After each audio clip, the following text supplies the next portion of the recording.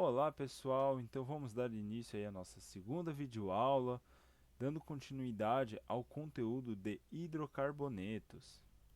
Na videoaula passada, a gente começou vendo algumas aplicações de onde nós encontramos os hidrocarbonetos, a importância de entender sobre o carbono, do fato dele fazer as quatro ligações, e agora a gente vai começar a entender um pouquinho sobre a nomenclatura desses hidrocarbonetos para que a gente comece a entender que cada hidrocarboneto possui um nome, né, uma identificação sua, e como isso é importante para a gente estar diferenciando um do outro.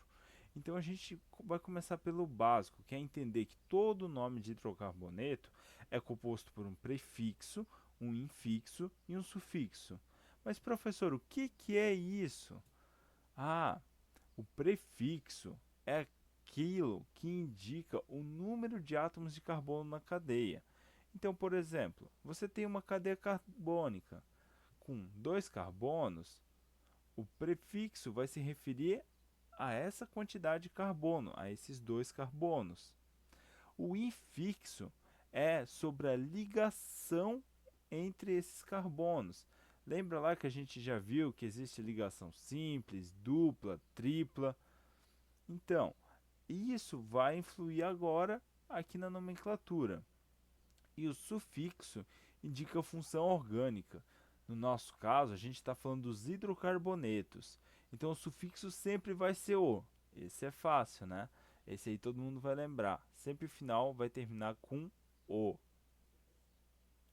Então, pessoal, vamos começar aqui, ó, vendo pelo prefixo, né?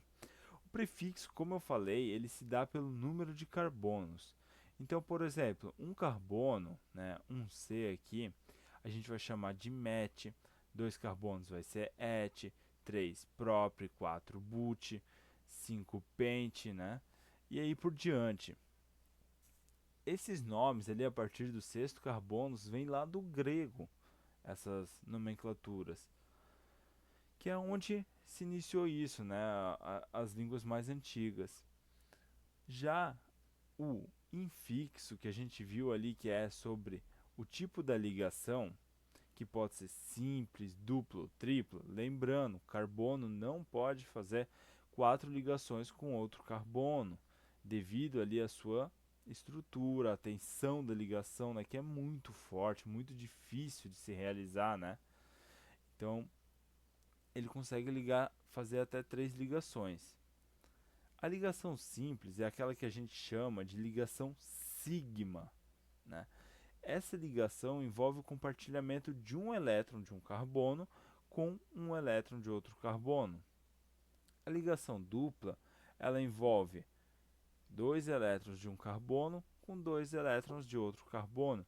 E a ligação tripla envolve três elétrons de um carbono com três elétrons de outro carbono. Lembrando que, como a gente viu na última aula, o carbono ele possui quatro elétrons disponíveis para fazer suas ligações. Então vamos lá, pessoal, não vamos ficar parado.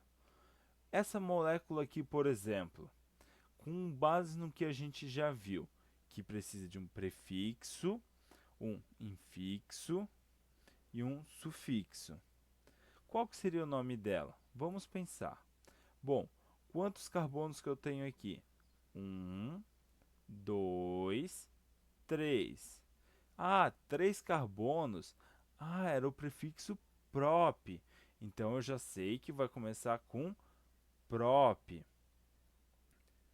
Possui ligação dupla? Sim. Ó, uma ligação dupla entre os dois carbonos. Tá vendo?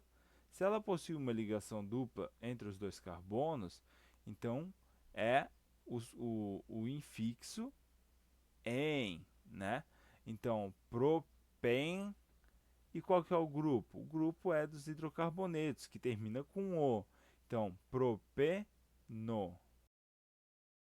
Ah, professor, mas tem muitos carbonos que estão ligados à cadeia. Bom, às vezes a cadeia ela não vai ser corrida, ela vai ter aquilo que nós chamamos de ramificação.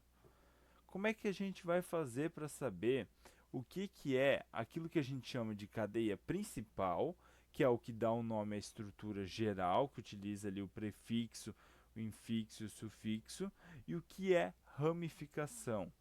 Bom, a cadeia principal vai ser aquela composta pelo maior número de carbonos possíveis. Então, ó, vamos pegar aqui no exemplo. Essa cadeia aqui, se ela começasse nesse carbono aqui, esse aqui seria o segundo, terceiro, esse aqui seria o quarto. Ou seja, teria 4 carbonos.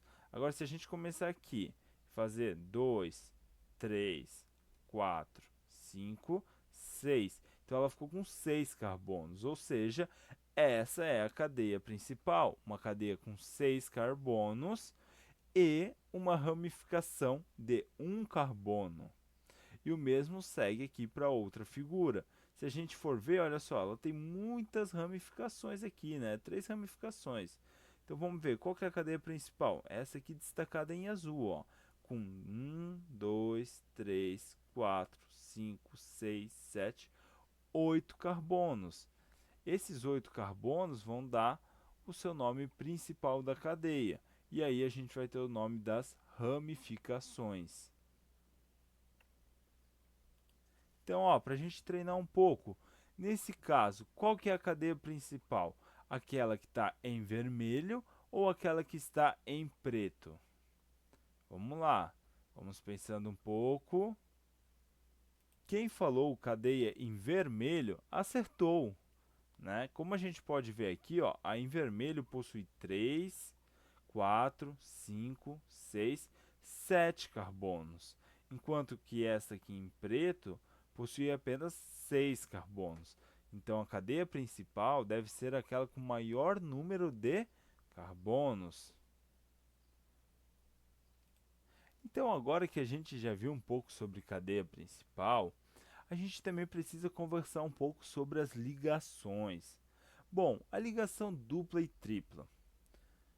Será que se eu te falar, por exemplo, né, buteno, se eu te falar apenas buteno, você quando for escrever na folha, colocar a molécula do buteno, como ela está aqui representada, você vai conseguir saber aonde que vai ficar a ligação dupla?